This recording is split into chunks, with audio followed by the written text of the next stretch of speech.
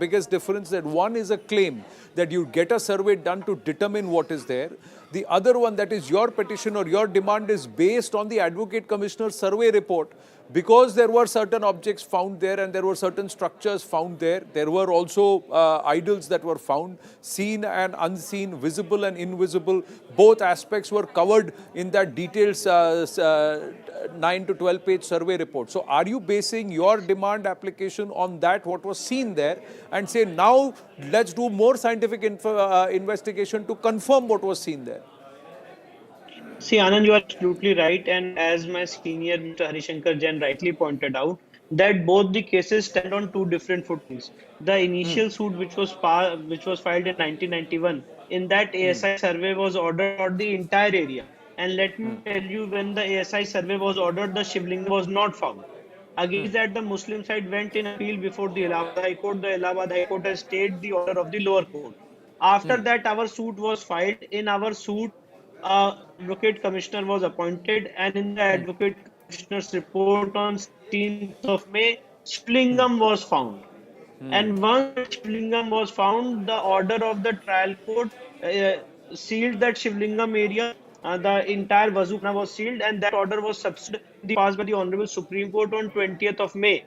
And the Honorable Supreme Court, as my senior was pointed out, on 20th of May has absolutely made it clear that the entire trial is transferred from the Civil Judge Senior Division to the District Judge, and the District Judge will be entitled and empowered and will have all the jurisdiction to decide all the applications and the entire trial.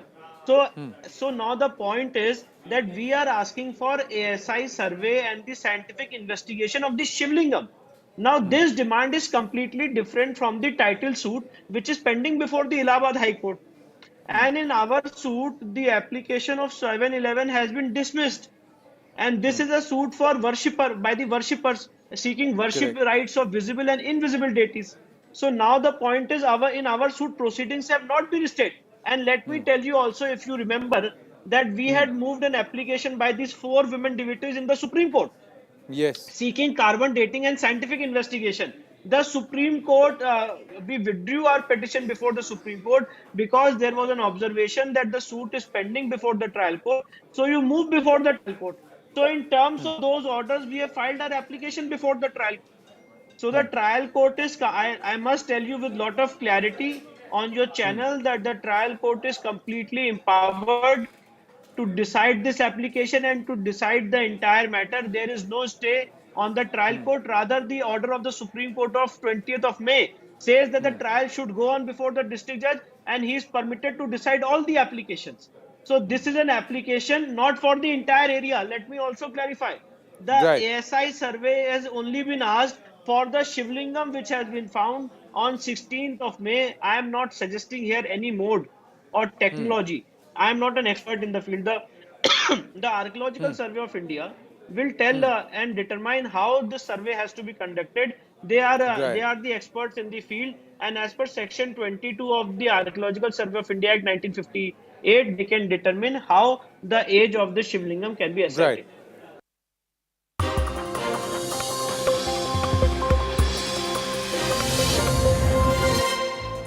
Good evening, this is Brass Tacks. I'm Zakir Jacob. Rajasthan Chief Minister Ashok Gehlot has ruled himself out of the race to be the next Congress president. He said so in as many words after meeting with Congress President Sonia Gandhi, where he apologized for the incidents that happened on Sunday and Monday. Now, with this, the so-called establishment candidate, or the candidate that the Gandhi family seems to have been comfortable with, he has now bowed out, which means the race narrows down to between Digvijay Singh and Shashi Tarur.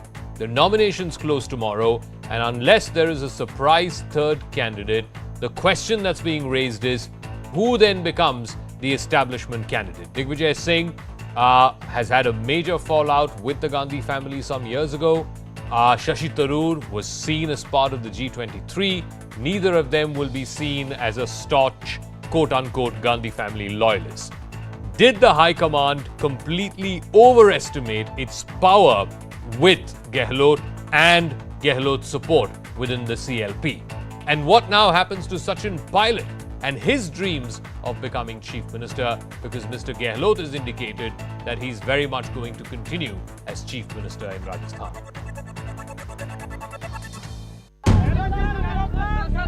कल परसों की घटना हुई है और मेरी moral responsibility थी कि कुछ प्रस्ताव पार होता, तो मैंने तय किया है अब मैं इस माहौल के अंदर चुनाव नहीं लड़ूंगा। After finding himself out of favour with the Gandhis, the one-time favourite has ruled himself out of Congress's president race. 4 days after a rebellion in the party's Rajasthan unit over Ashok Gehlot being possibly replaced by his arch-rival Sachin Pilate as Chief Minister, Gehlot landed up in Delhi to meet Sonia Gandhi, who advised him not to contest.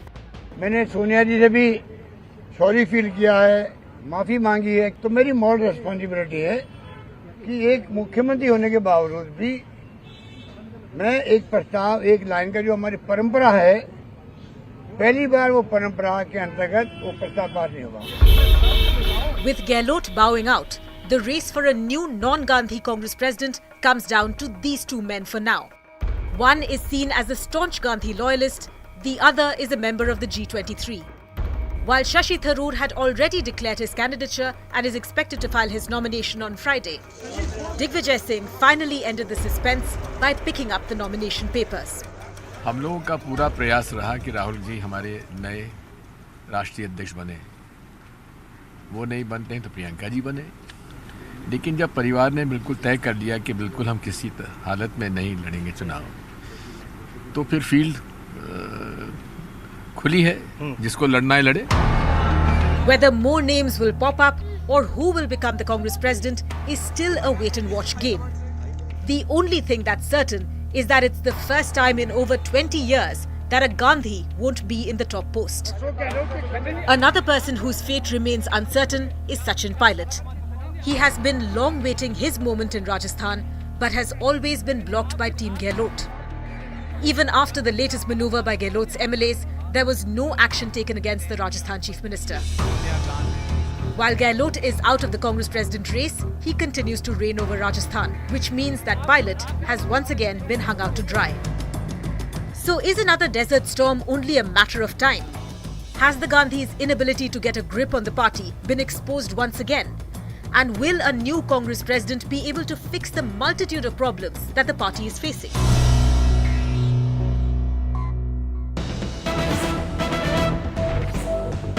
All right, big twist and turn continuing in the race to be the next Congress president. Now, Sachin Pilate is meeting Sonia Gandhi at 10 Janpat. The Congress has also issued a gag order to its leaders in Rajasthan and warned of disciplinary action in case of any violation.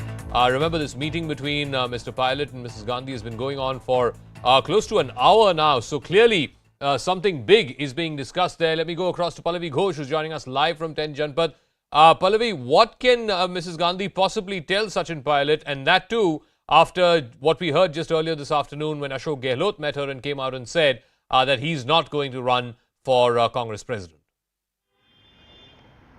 Well, in fact, in a short while from now, we do expect Sachin Pilate to come out of 10 Janpat, where he's huddled in a meeting with Mrs. Sonia Gandhi as well as KC Venugopal. Obviously, Sachin Pilate would expect some kind of a reassurance on what he says that he has been promised by the Gandhis long time back, that his time is going to come and he's going to become the chief minister. But, you know, it may not be an easy decision to make. Maybe she doesn't make that commitment to him immediately because there are factors which have to be kept in mind. The MLAs, for that matter. You know, we've been talking about in a comparison to the Punjab situation where the Congress party too managed to replace one chief minister, but towards the fag end of his tenure, Captain Amrinder Singh had also lost grip over his party, over his government, and therefore it was easier, I guess, for the Gandhis to come out with a replacement for him.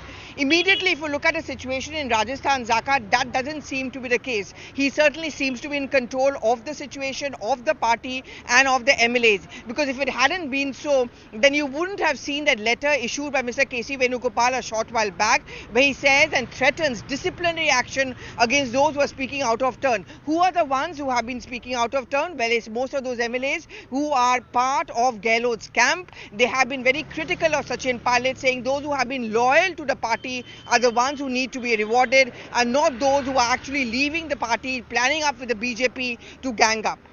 All right, we'll see how the story plays out. For the moment, thanks very much, Pallavi. She also spoke to Digvijay Singh, who's now, at least as of this evening, one of the two candidates who is going to fight the Congress president's elections. Let's just play out what Digvijay Singh had to say, and then we'll open this up to our panelists.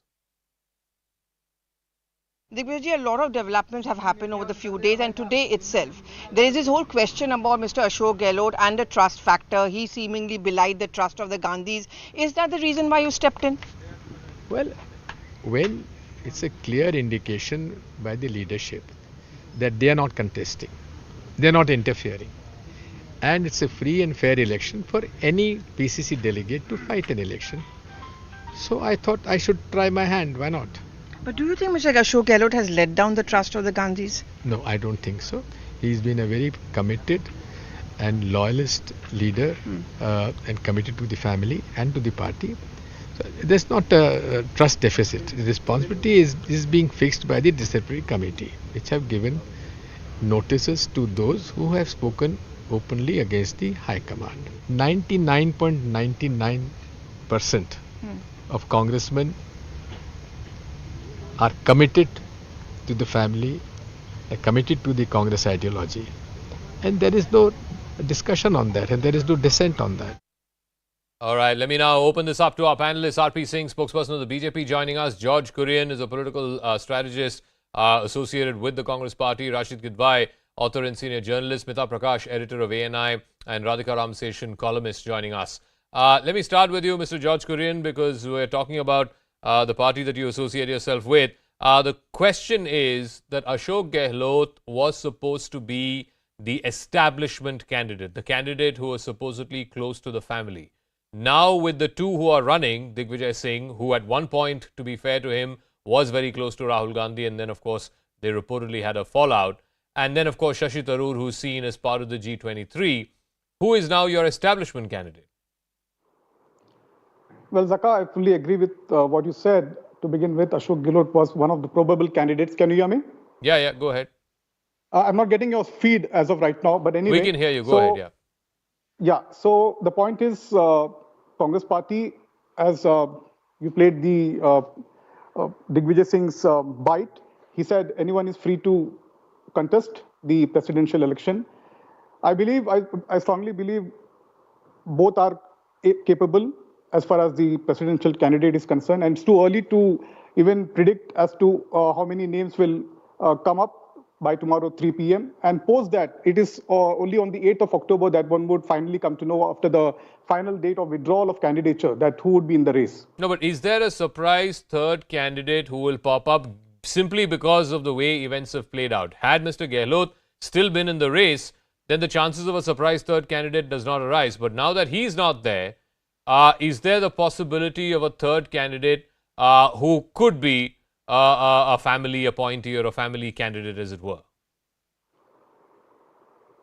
Well, one can't predict on that one as of right now, at this point in time, because anything can happen until 3 p.m. tomorrow.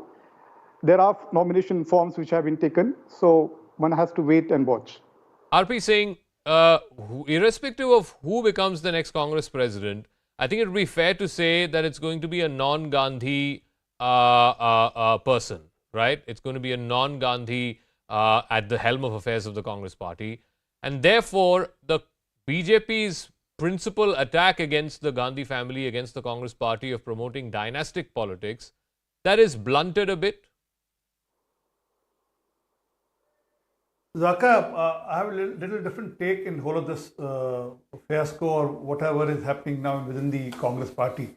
This is a local satrap which has raised a bogey, or which has raised a voice against the Delhi dynasty.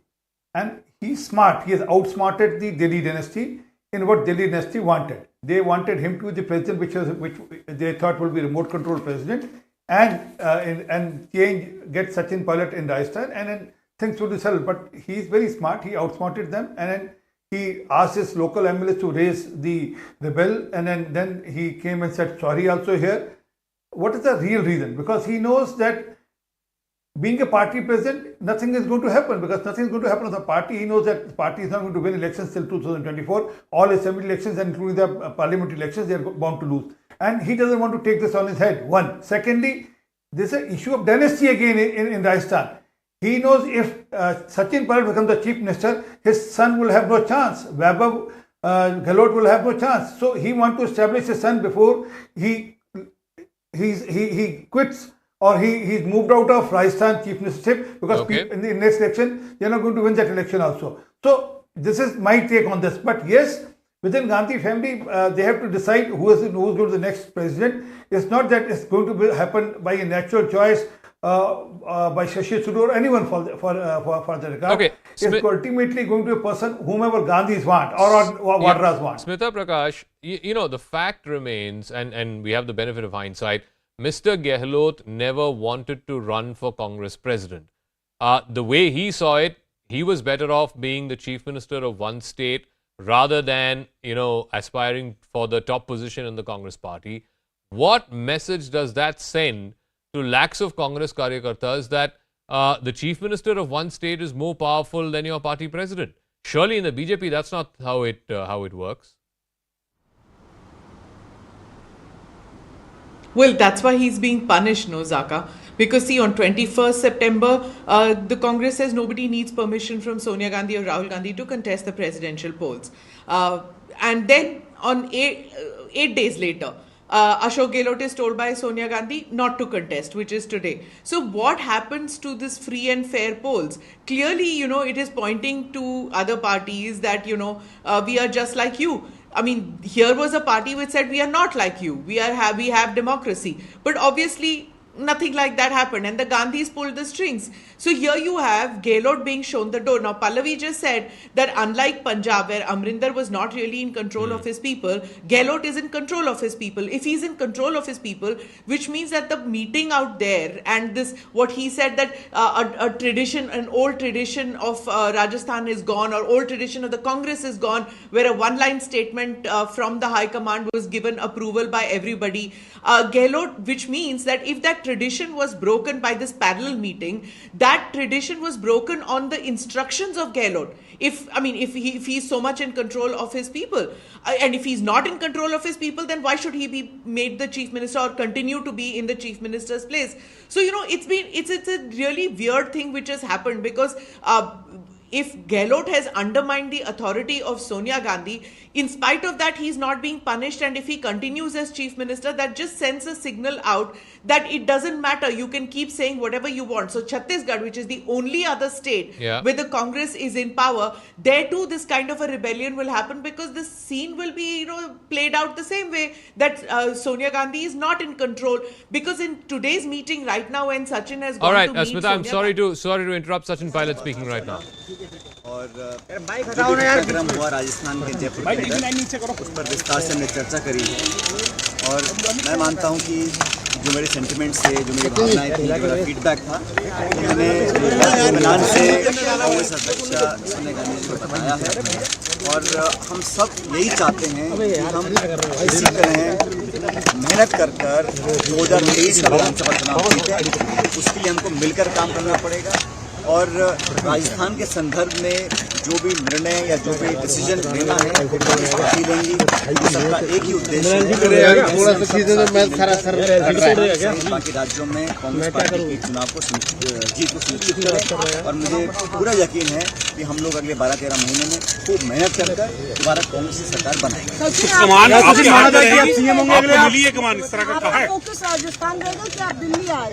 मैंने कई बार मैं पहले भी कह चुका हूँ कि मेरी पहली प्राथमिकता है कि हम 30 साल से राजस्थान में 5 साल कांग्रेस, 5 साल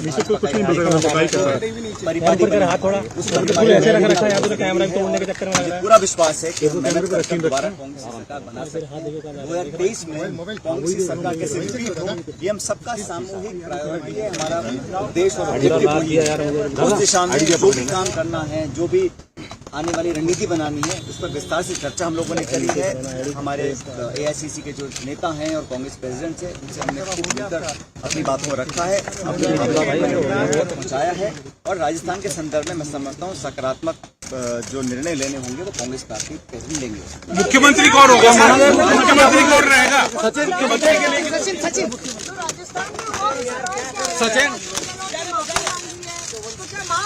Sachin Pilate essentially saying that he's expressed his thoughts and opinions to the Congress president, Sonia Gandhi. He's also said that Whatever decision needs to be taken will be taken by the Congress High Command vis-a-vis Rajasthan is concerned.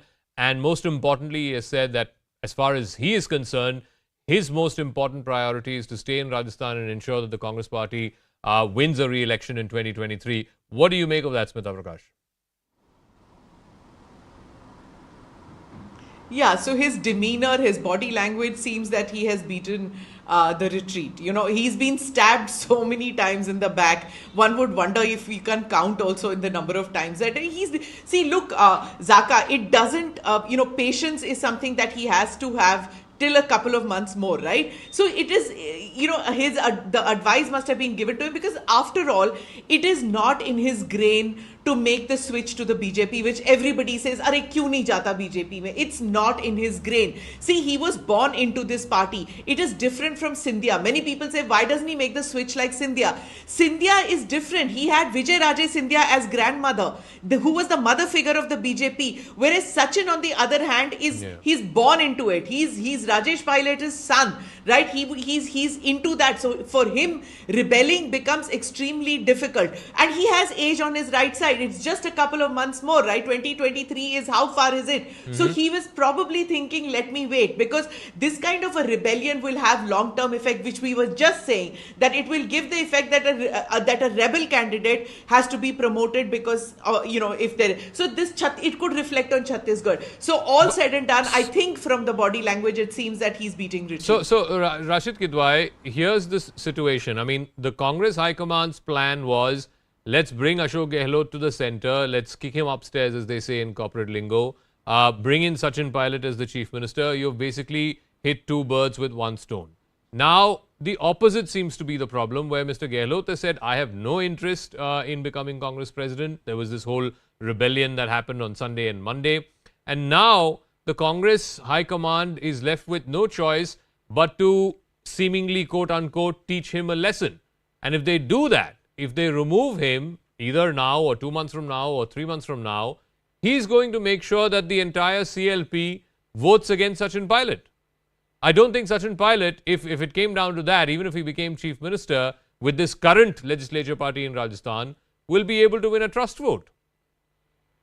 Zaka, in some ways, this kind of formulation is an exaggeration, because since the time of Devraj Ars, there's been no chief minister, to my knowledge, who enjoyed, support in the Congress legislature party. They all have been throughout the, ages of 80s, 90s, till date, have been, even when Rajshekhar Reddy was killed in an air crash, Jagan Mohan Reddy and his family, Jagan wanted to become CM. Even they could not muster that kind of majority support. It was after election, of course, everything changed. So what I'm saying is, this is the history of a legacy of Congress. Mr.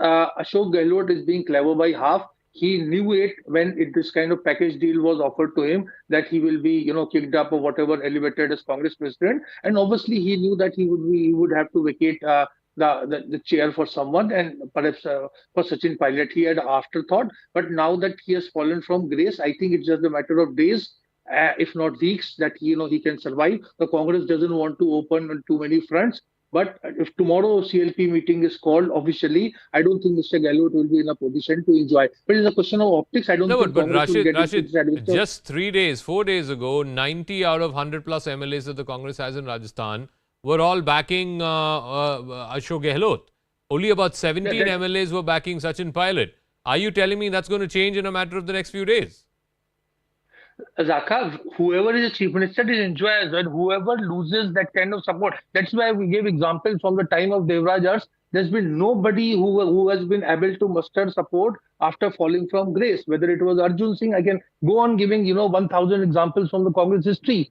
So what I'm saying is that we can have an opinion, but what I'm saying is the Congress would, during around Diwali or after that, will perhaps contemplate some kind of change in Rajasthan. Till then, of course, Mr. Gehlot is, relatively speaking, he's safe. Okay. So that brings us to the two candidates, at least the ones that we know so far, which is Digvijay Singh and Shashi Tarur. Radhika Ramaseshan, they couldn't be as different as each other. One hails from Madhya Pradesh, is a Raja, is a Machiavellian character, goes around behind the scenes, he's been chief minister. He's contested elections all the way from from Nagar Palika to MLA, MP, and of course multi-term chief minister. On the other hand, you have a Shashi Tarur who is foreign educated, Oxford, well spoken, almost like an academic, if you will. Not from North India, does not, or at least does not come across as speaking Hindi fluently. Chalk and cheese, Digvijay Singh and Shashi Tarur. Well, I wouldn't say chalk and cheese, Zaka, because I think both are successful politicians. Digvijay Singh has had 2 terms as chief minister. After that, of course, he has not been able to rehabilitate himself politically in Madhya Pradesh because the BJP has just overrun the state.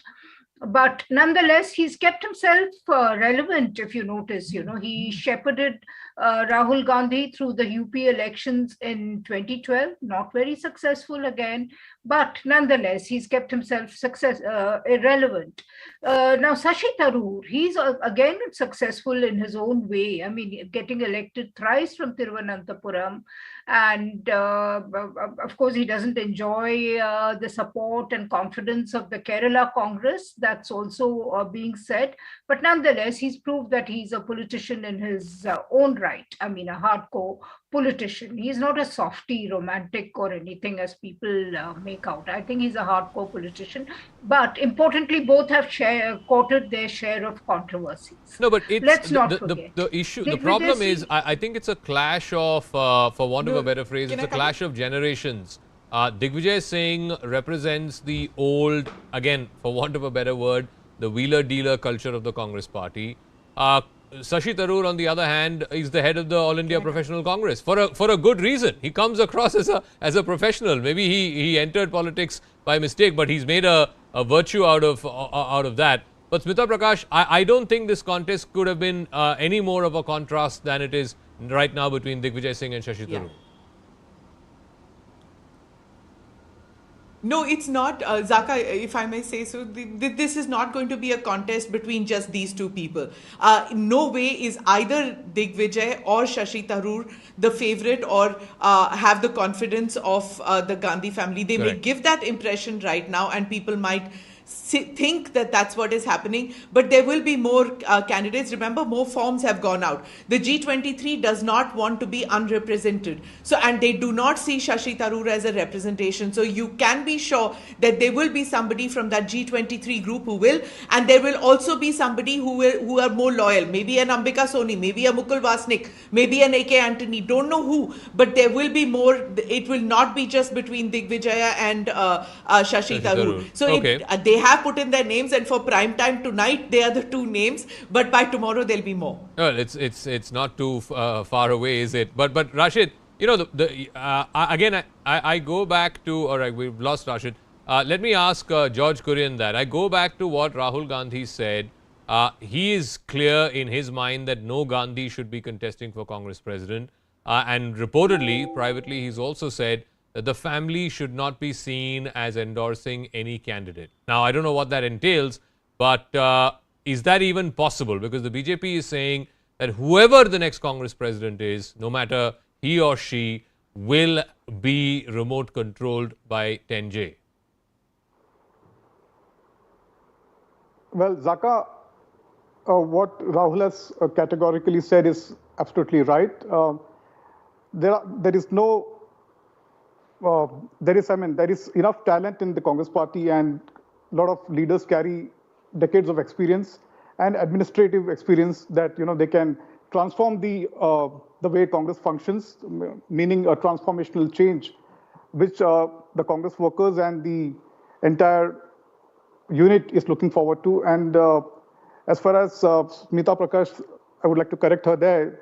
Mr. Gehlot, on moral grounds, has decided not to contest. So it's not Mrs. Gandhi who has asked him to step down. No, but why did he have to do that? I mean, something obviously went wrong for him to step down on moral grounds, right?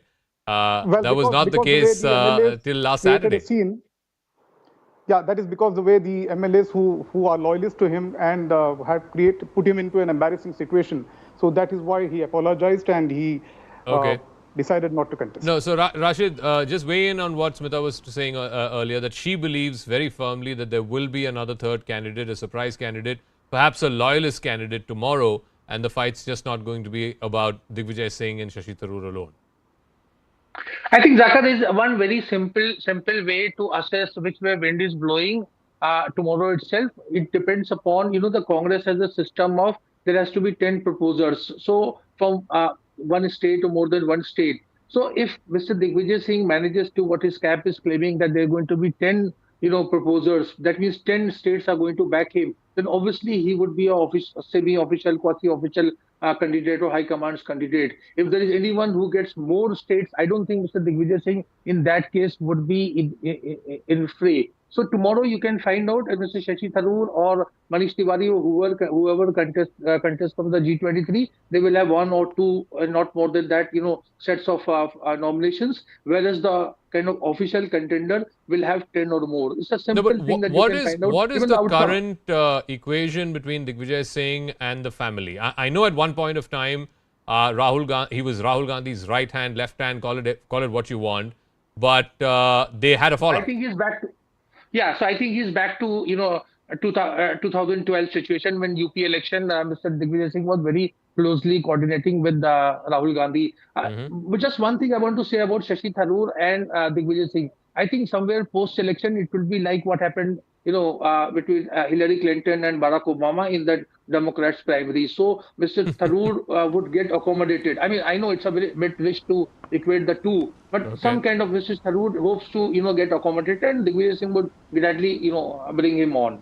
So it's not going to be in that kind of contest, yeah. RP Singh, so after the election, one will make way for the other, or one will be accommodated, because I think they also tweeted a picture. I think Mr. Tarur tweeted a picture this morning saying that we are both born and bred in the Congress ideology, and this is not a fight against each other, but this is a larger fight against the BJP and what the BJP stands for. Zaka, I think Digvijay Singh is more died into that Congress wool than Shashi Tarur. Remember that Zakir Naik is the apostle of peace, and the Hafiz Saeed is a Sahab, and Osama bin Laden is Osama G for him. So he's more into that. But it's their internal thing again. I mean, we have no one to comment whoever they pick up as a party president. But ultimately, as I'll repeat again, that the local setup has won against the Delhi dynasty, right? As a norm, we don't know what will happen tomorrow, and also that whoever becomes the party president will be a remote control president. No, but Rashid is saying, RP Saab, that there will be action against Ashok Gehlot around Diwali or post Diwali, because High Command never brooks this kind of indiscipline. Zaka, I'm not running away, and God gives long life to Rajesh Saab. We'll again meet and we'll discuss, because it's very difficult for it will be very difficult for Congress party to do away with Gehlot. They would not like to repeat what has happened in Punjab, and again, Gehlot would not like to leave Rajasthan, because he wants to establish his son, and before he finally puts his shoes down in Vaibhav Gehlot as his successor in politics. But coming back to Smita Prakash, again, I keep going back to what Rahul Gandhi keeps saying, that is, A, no Gandhi will become the Congress president, and B, that the family should not be seen as endorsing any candidate. Why do you think that's going to be so hard to implement in this race? What if there is no quote-unquote so-called official candidate or establishment candidate? No, there will be. I mean, see, this is all posturing, right? To say that there will be nobody who is loyal and we are not interfering. I just told you like how within 8 days, 8 days back, it was like, you don't have to seek my permission. You can all, you're all congressmen and women. You can all take the form and put in your name for Congress president. Within 8 days, the message goes out to Ashok Gehlot that, take back your name. Even if he says it's my moral responsibility, the fact is that he did not say moral responsibility in Jaipur. He had to come to 10 Janpad, meet with Sonia Gandhi, and then say moral responsibility. No, but that's because of what transpired, could have right? taken, when what your MLAs did. Smita, Assuming nothing Yeah, transpired, exactly. No, assuming I that was just fiasco saying- around the CLP Yeah, meeting but did see- not happen, he would not have had to withdraw. Yeah, so the fact that he had to withdraw, the fact that you have now these two candidates, it will be who is the more pliable of them between these two. Now, obviously, neither of them are. So, which means that you will see tomorrow, one, like Rashid gave an indication, it's possible that Manish Tiwari from the G23 group, they are meeting tonight, one is hearing, there will be that because he's been, asking for more transparency in the whole process. So, he wouldn't be asking all this if he's done so much of homework, he is going to take the exam. And he has kept his cards close to his chest. Okay. He's probably going to be the one from the G23 group. There will also be somebody who will be there so that, the waters are muddied now. It's not going to be just these two candidates who we think. This is what my reading is, and I think Rashid also. But one thing I want to know is that if it is going to be Digvijay, knowing what happened with Arjun Singh, do you think, Rashid, that Sonia Gandhi would want a Digvijay Singh after what happened in, between that whole process when Arjun Singh was there? The rebellion then. Madhya Pradesh politics, you know better. No. So that can be it can be argued that Mr. Digvijay Singh likes to be with the kind of, official leadership. At that point of time, P.V. Narasimha Rao was representing the Congress official leadership, not Arjun Singh. So if that trait continues, then one can give some kind of allowance to Digvijay Singh. Just give me a moment, Rashid. We're also getting live pictures of the Prime Minister at a Garba event this evening in Ahmedabad. He was, of course, there earlier today to inaugurate the national games, the 36th national games. And then he's now performing puja there at a Navratri event. Even as we have those pictures on the screen, let me also bring in Divya Maderna. She's a Rajasthan Congress MLA. Somebody who came out and publicly sort of chastised the Chief Minister for the behavior of his loyal MLAs on Sunday and Monday when that fiasco around the CLP meeting happened. Now that Mr. Gehlot has come to Delhi, met with Sonia Gandhi and said that he's not running for Congress President, and also just moments ago, just before you came, Sachin Pilate, after a 1-hour meeting with the Congress President, with Sonia Gandhi, came out and he said that his job, his primary focus is going to go back to Rajasthan. So, are we now all clear that Mr. Gehlot will continue, at least for the time being, as Chief Minister, and Sachin Pilate will have to continue to wait, something he's done for the last 4.5 years now? Well, I won't be able to comment because I did see Mr. Gehlot briefing the press in the afternoon. And when the media questioned him that would you continue as the Chief Minister, and he said that decision I will not take, I would leave it to Mrs. Gandhi, the Congress President. And thereafter, Mr. K.C. Venugopal came in and said, what is the future or what is the status of Congress in Rajasthan regarding the CM candidate? And he said, we will take a decision in 1-2 days. So I don't know, I can't comment, but all I can say is that whatever decision is taken, whether the current Chief Minister is going to be continued, whether it's going to be a new face, whatever decisions been taken by the Congress High Command, I think every Congress worker, every Congress legislator is going to abide by it. No, but very quickly, why did we then see this whole fiasco? All that was asked of in that CLP meeting last Sunday was a one-line resolution saying the High Command will decide who the next Chief Minister is going to be. Then why did we have that entire drama? Yes. You're saying that now, 1 week later, after all this beizti, as they say, if it comes down to just wanting this one-line resolution, then they needn't have gone through all that drama. You know, all this fiasco would have not happened.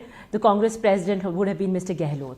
And I'm very sad and very, very unfortunate day for us. I hail from Jodhpur, Sodazi. We both come from the same district. My grandfather in 1998 had brought him. He was an NSUI president as a young boy to contest for parliament. And there he began his journey as a 5-time MP, 5-time MLA, 3-time Chief Minister.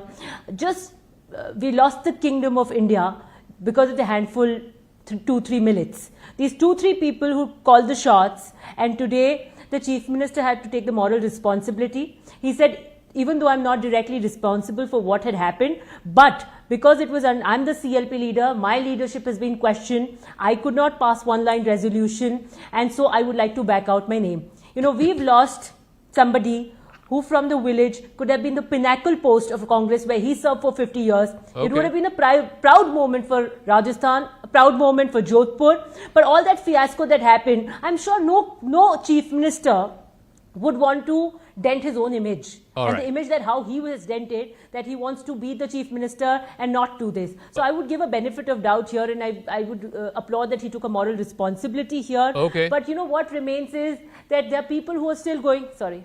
No, I'm people out still of going time. out and But making let's see comments and press how conferences. this plays out between first Sachin Pilate and Ashok Gehlot. Yes. As Rashid was saying a moment ago, it might actually, they might not take any action now because the immediate priority is to see through the election process for the next Congress president, and then subsequently, of course, there might be action taken. But who may that Congress president be? Is it going to be just the two candidates that we know of as of tonight, or will there be a surprise third candidate?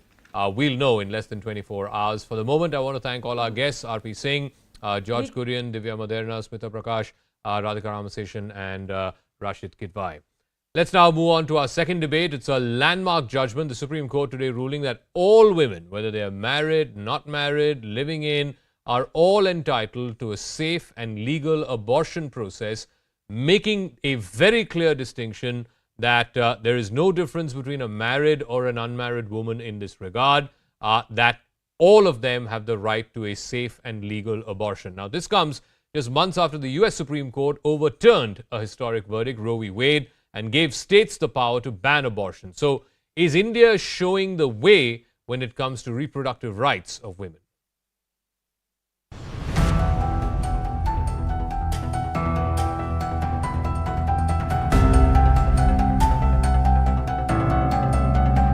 We welcome the Supreme Court judgment.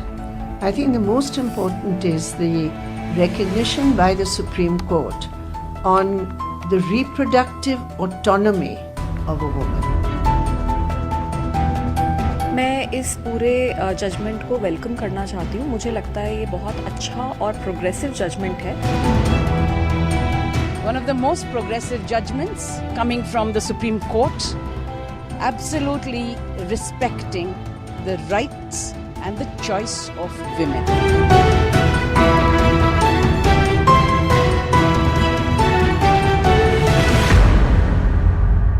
All right, joining us now, Anubhav Rastogi is senior advocate, and Rahul Manchanda is head of gynae endoscopic surgeon at the PSRI hospital. Anubhav Rastogi, let me start with you. While a bulk of this judgment, of course, is on safe and legal abortion, the right for safe and legal abortion up till 24 weeks, whether you're married, unmarried, that's immaterial. But the court in its judgment has also talked about sexual assault within a marriage should also be characterized as sexual assault, and even those women inside a marriage who've had an unwanted pregnancy, if they so wish, want to abort the fetus, they should have the same right. Will this have any bearing? Because it's the first time the court in a judgment has used the construct of sexual assault within a marriage or marital rape. So as far as this judgment is concerned, and it's specifying that in the body of the judgment as well, that as far as the marital rape being an offence is concerned, that is a separate petition which is already pending before the Supreme Court, and which will be heard probably by the same bench or the different bench, in few days to come. However, what this judgment is doing is that it's saying that as far as a pregnancy as a result of rape is concerned, because for that you don't really need to have an FIR lodged, you don't need to have it proved. Where the allegation is that the pregnancy is as a result of rape, why should a pregnant woman who is also married and the pregnancy is as a result of forced sexual intercourse by her husband with her, why should she be kept out of this, out of the domain of this specific provision, which extends it up to 24 weeks for a survivor of violence, for a survivor of rape? So basically what the judgment is saying is that this kind of classification based on the marital status of a woman is unconstitutional. Whether we look at it from the point of view of a change in circumstance, which is what this case was about, or whether we look at it from the point of view of a pregnancy being as a result of rape. Rahul Manchanda, as a gynecologist, do you come across a number of cases of unwanted pregnancies, either because of non-consent, whether it is in married or unmarried women, or it is as a result of sexual assault? And how far will today's judgment go in dealing with such cases? So good evening and thank you for having me here. And I think to answer your question, I actually feel it's a like a red letter sort of day, and it comes especially on the day where which is International Safe Abortion Day. Yes, I do come across a lot of pregnancies like this, and leaving aside the legal aspect of it, if I, as a medical person, say, you know, it will, once it gives the right for a lady to seek medical abortion or termination of a pregnancy in the conditions that you spoke about, it will avoid a lot of unsafe abortions that are happening. And that leads to, it's probably one of the biggest causes of maternal deaths in our country in developing nations. And that will avoid a lot of unsafe abortions, a lot of morbidity and mortality to our ladies. And hence I feel by giving them this right, of course, the aspect of marital rape put so very succinctly in the what I believe is the judgment, as well as giving it to an unmarried lady to be able to seek this help, will go a long way in women's health and in avoiding unsafe abortions. Okay, let me get Anubhav Rastogi in again.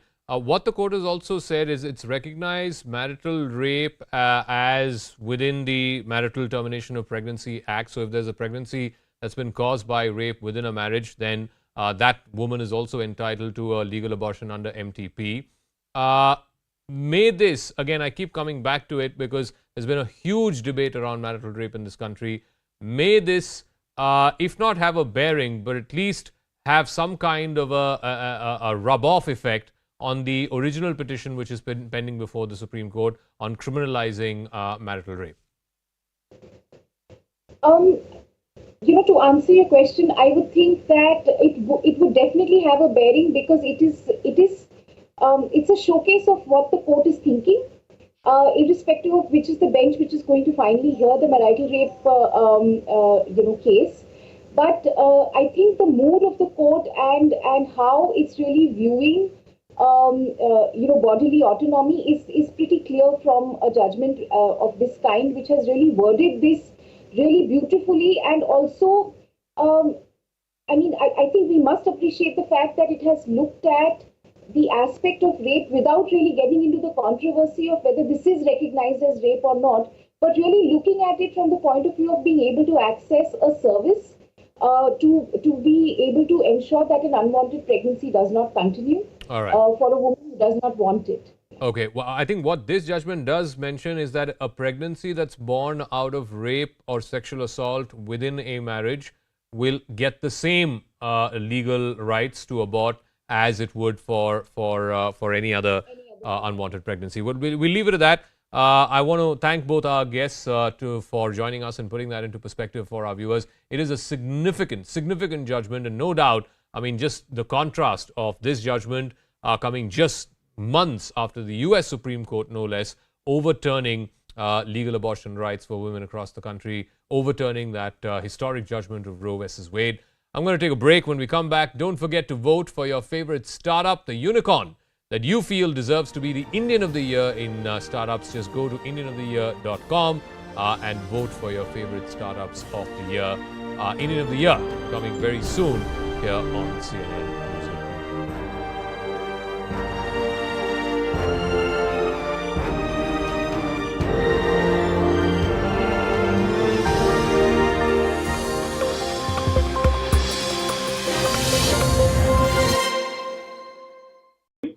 Shashi Tarur, yes, Shashi Tarur at least appeals to some very, very small segment, but he's seen as too elitist. So how the Congress cadre would respond to him, especially in the Hindi belt, when he's not a leader from the Hindi belt, also makes it a very difficult choice. And I was thinking, why couldn't they think potentially of Sachin Pilate himself? Why could Sachin Pilate not be, he's young, he's from the Hindi belt, taking him out and making him a national president takes him out of the hair of Ashok Gehlot during the remaining of his term as Rajasthan Chief Minister. But that's not even been spoken, because I don't think that after his rebellion in 2020, the Gandhis have any kind of significant confidence in Sachin Pilate as being a total loyalist to them. Right, Pallavi Ghosh, so what does this mean? When Ashok Gehlot met Sonia Gandhi earlier this afternoon, came out and said that he's ruling himself out of the Congress president's race, then it seemed like he gets to keep the chief minister's job, which is what he perhaps always wanted to do, and then somebody else, whoever has decided to fight for the Congress president's post and goes ahead and wins, will become the Congress president. But now, if K.C. Venugopal is to be believed, Mr. Gehlot's job as Rajasthan Chief Minister may also not be guaranteed. And in fact, I think an indication also came in from Mr. Ashok Gehlot when he came out of the meeting with Sonia Gandhi, where he said that a decision on a chief minister is something which is going to be left to Mrs. Gandhi. But I think K.C. Venugopal saying that becomes even more significant because he's been huddled in a meeting with Sonia Gandhi since morning, and he's of course the organizational general secretary. What we are picking up by way of our indications is that there's no closure to it yet. However, it also doesn't mean that Gehlot is going to be removed immediately as a chief minister. There's a possibility of a CLP meeting, we are told, in a couple of days. A one-line resolution will again be passed authorizing Sonia Gandhi to take a final call. See, let's also not forget the Sachin Pilate factor. He's very much sitting over here. He also has asked for time from Sonia Gandhi. He's likely to meet her today or possibly tomorrow morning. And he's also going to make that point that I have been repeatedly assured that I'll become the chief minister. If not now, then what's the point of making me a lame duck chief minister? These are the nitty-gritties. But also, Zaka, the worry is that Gehlot is no Captain Amrinder Singh, who was being deserted by his MLAs. Yeah. Gehlot has a grip over his MLAs. It's not going to be an easy decision really for Sonia Gandhi to take. Oh, absolutely. As of last Sunday, when that previous CLP meeting was called for, at least 90 MLAs are supporting Ashok Gehlot. Of course, a lot can change in a week, but we'll leave it at that. We'll see how the story plays out. Pallavi Ghosh, for the moment, many thanks for joining us. Let's open this up. Neeti Jain is BJP spokesperson, Suman C. Raman, political analyst, Advaita Kala, author and political analyst, and Nirja Chaudhary, senior journalist, will also be joining us. Neeti Jain, first things first, the BJP's line of attack against this Congress president election was whoever is going to be the next Congress president is going to be a puppet, is going to be remote controlled by 10 Janpath. And the person most likely to have been seen as a Gandhi loyalist, Ashok Gehlot, has now ruled himself out from that race. So this attack line that, let's say, between a Digvijay Singh and a Shashi Tarur, and they are the only two known candidates as of today, neither of them would be called a puppet of 10 Janpath? Are you sure about that, Zaka? Because, see, the point is that for any change to happen, there needs to be an acceptance that something needs to be changed. So when Digvijay ji was just talking, he just said, we want Rahul Gandhi to be the president. If that's not possible, let Priyanka Gandhi be the president. If that is also not possible, then I'll consider getting in somewhere. There is no acceptance. There is no need for a change that any of these people are saying. The people who were looking for a change have been sidelined as a G23 or they have left the party. So these people who are still in the race are the people who have the complete support or at least a confidence of 10 Janpath. I don't see anything let me just qualify why I said what I said. First of all, Mr. Shashi Tarur was officially part of the G23, so I don't know how much confidence of 10 Janpath he has. And secondly, as far as Mr. Digvijay Singh is concerned, it is true that there was a point of time many years ago where he was very, very close to Rahul Gandhi. The prevailing wisdom as of today is that they'd had a fallout some years ago and things were not the way it used to be. So neither of them is seen, let's say, for want of an example, in the same league in terms of closeness to the powers that be as, let's say, an Ashok Gehlot was. That was a limited point. So, see, again, the point is Ashok Gehlot was directly being referred by 10 Janpath, and that is in itself a reason that 10 Janpath wants somebody who is in complete control of them to be part of that. There is still time for people to file in the nomination. So let's not draw a line today that this is it and these are the two people. Maybe there would be an added addition or somebody else who could come in via the 10 Janpath routes. That could still happen. But the essential point being that need for a change is still not being seen from the state presidents to the cadre to everybody. They still want Rahul Gandhi to come in. Rahul Gandhi for some reason is not interested. So this is an entire party of reluctant politicians anymore. Ashok Gehlot was being coronated, but he's not interested anymore. The fundamental point, and I like the way you say the 10 Janpath route, because to get to 24 Akbar Road, you need to go through 10 Janpath.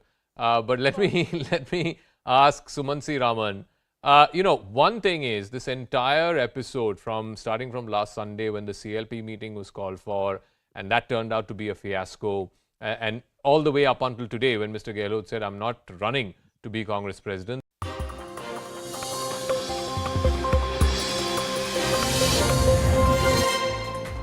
A lawyer tried to run over a woman traffic constable near Mumbai, and this is what ensued.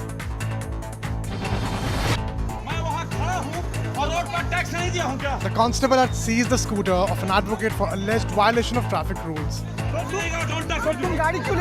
The scooter was kept in a godown meant for seized vehicles for further legal procedures. But the lawyer landed up at the godown to take away the two-wheeler. When the cop tried to stop the lawyer from exiting the building, he knocked her down with the scooter and tried to flee.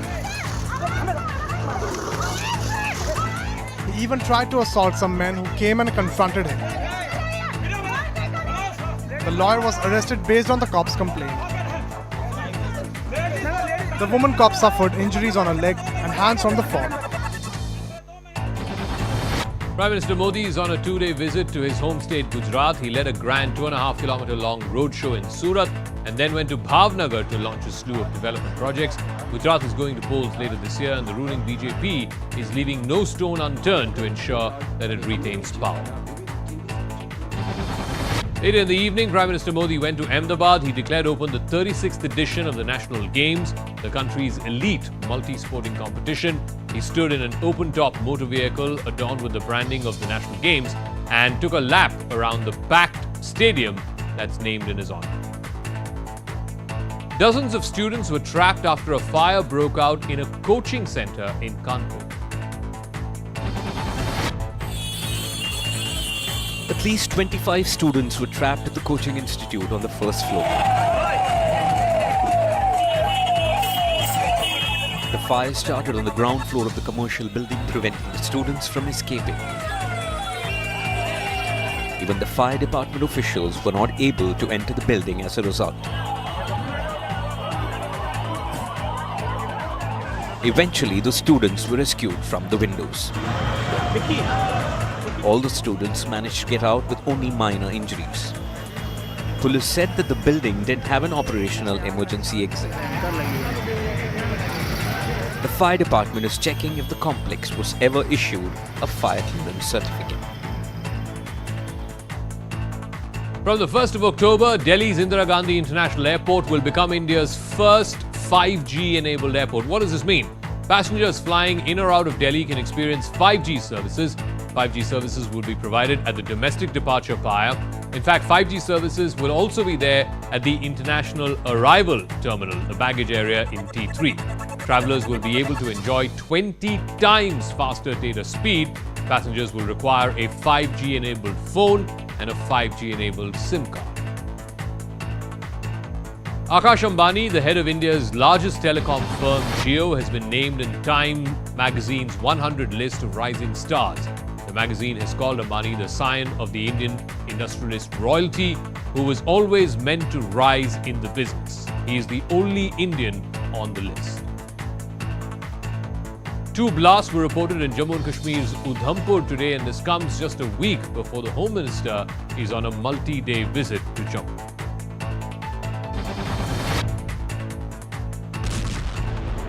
The first blast was in an empty bus parked near a petrol pump. Locals claim the bus used to be parked at the spot daily. After 6 to 7 hours, another blast went off in a bus parked at a stand. The roof and the back of the bus were blown away by the blast. 2 people were injured in one of these blasts. Preliminary investigations suggest that these were IED blasts. जो छत है यहाँ से IED blast हुआ है, इसकी हालत देखिए, जो छत है उसके पर कच्चे उड़ गए, पूरा शदीद तौर पर सारी जगहों पे आप देख सकते हैं इस बस को डैमेज पहुंचा है. A team from the National Investigation Agency reached Udhampur district to probe the mysterious blasts. US Vice President Kamala Harris visited the demilitarized zone that divides both the Koreas. This comes a day after North Korea fired 2 short-range ballistic missiles off its east coast. Harris condemned Pyongyang's actions and underscored that the United States is committed to defending South Korea. Hurricane Ian has crossed Florida, but it's left behind a trail of destruction. It is one of the most dangerous storms to hit the US in years. It brought catastrophic storm surges, wind and flooding. When Hurricane Ian made landfall, it smashed into Florida coast with the wind speed of up to 241 kilometers an hour. Roofs were blown off, floodwaters surged inland and trees ripped out of the ground.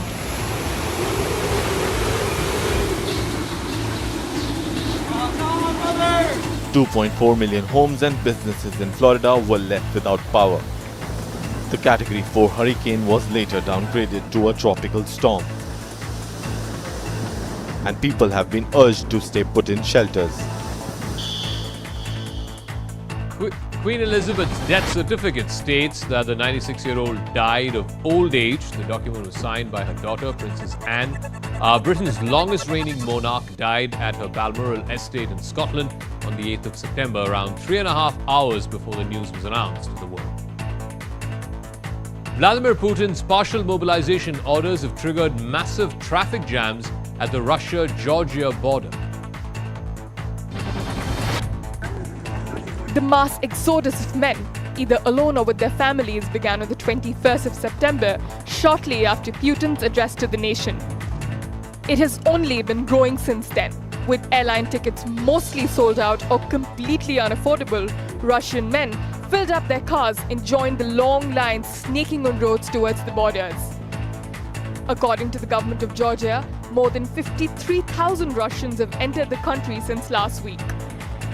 There is rising fear of travel bans and possible border closures, with reports of some men already being turned away by Russian bodyguards. Putin announced a partial mobilization to add at least 300,000 troops to its forces in Ukraine. In Russia, almost every man is considered a reservist until the age of 65. Having personal combat or military service experience is the main criterion in the call-up. All right, Russia will formally annex 4 Ukrainian territories Friday. The signing ceremony will take place in the Kremlin. 4 Ukrainian regions which have been occupied by the Russian army, which includes Luhansk, Donetsk, Kherson, and Zaporizhia. Moscow has organized referendums in all these 4 regions. This move comes 8 years after Moscow annexed Crimea. It's a big blow. Indian pacer Jasprit Bumrah has been ruled out for the T20 World Cup after he complained of back pain. Bumrah did not play the first T20 against South Africa on Wednesday. Bumrah travelled to Bengaluru to undergo fresh scans on his back. After Team India's big win on Wednesday, fans got a glimpse of Virat Kohli's video call with wife Anushka Sharma. We'll leave you with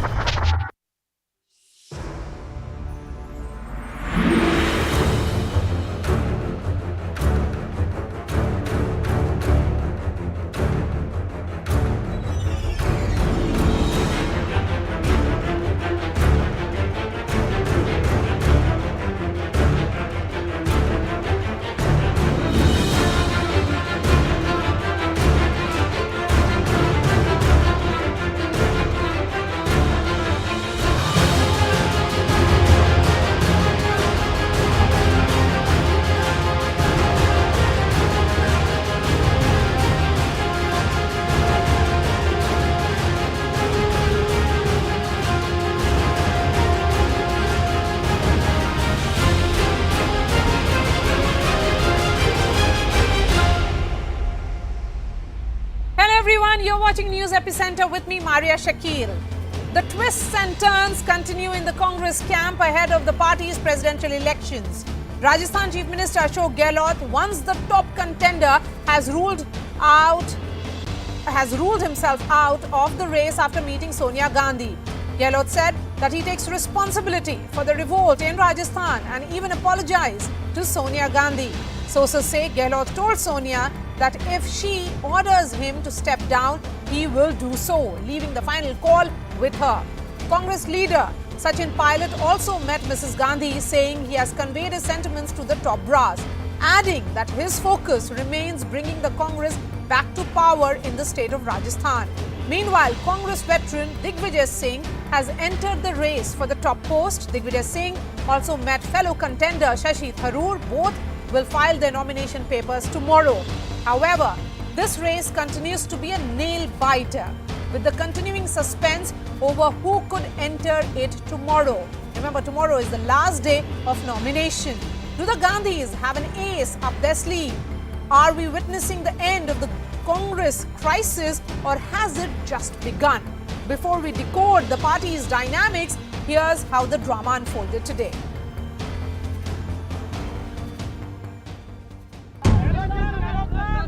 कल परसों की वो घटना हुई है और मेरी moral responsibility थी कि वो प्रताप पार्क होता, तो मैंने तय किया है अब मैं इस माहौल के अंदर चुनाव नहीं लड़ूंगा। After finding himself out of favour with the Gandhis, the one-time favourite has ruled himself out of Congress's president race.